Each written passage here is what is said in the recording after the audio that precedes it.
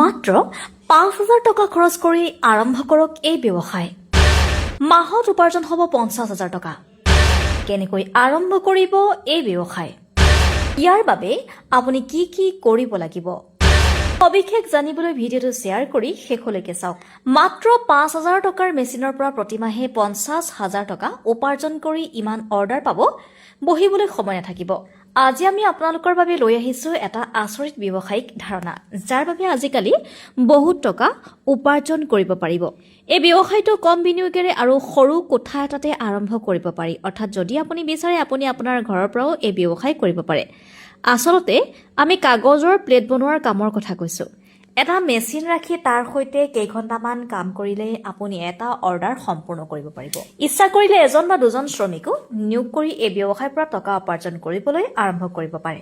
লগতে কওঁ যে আজিকালি দেশত এই কাগজেৰে নিৰ্মিত প্লেটৰ চাহিদা বেছি হৈছে।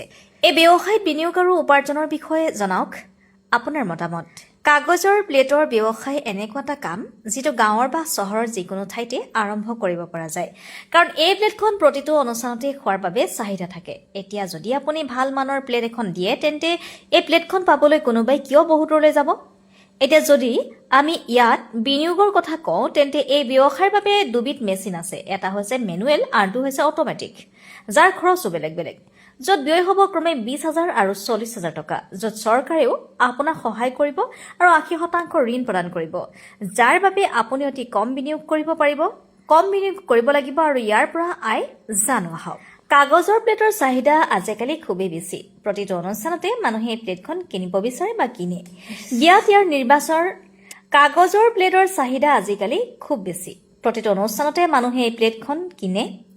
বিয়াত ইয়াৰ নিৰ্বিচাৰ চাহিদা, গতিকে ইয়াৰ পৰা উপাৰ্জন হ'ব, কিন্তু কিমান নিৰ্ভৰ কৰে আপোনাৰ ওপৰত। যিমানে প্লেট বনাই বিক্ৰী কৰিব সিমানেই টকা পাব, কিন্তু আৰম্ভণিতে যদি আপুনি এজন শ্ৰমিকৰ সৈতেও দিনটোত কেইঘণ্টামান কাম কৰে তেন্তে মাহে ৫০,০০০ টকা উপাৰ্জন কৰিব পাৰে। এইদৰে উপাৰ্জন আপোনাৰ বিপণন আৰু প্ৰডাক্টটো কিমান ভাল তাৰ ওপৰত নিৰ্ভৰ কৰে। প্ৰিয় দৰ্শক, এই প্ৰতিবেদন কেৱল ইণ্টাৰনেটত উপলব্ধ তথ্যৰ ওপৰত ভিত্তি কৰি সাধাৰণ জ্ঞান প্ৰদানৰ বাবে দিয়া হৈছে। ৱেষ্ট আছামে ইয়াৰ তথ্যৰ নিশ্চয়তা, সত্যতা প্ৰদান নকৰে আৰু দায়িত্বও বহন নকৰে।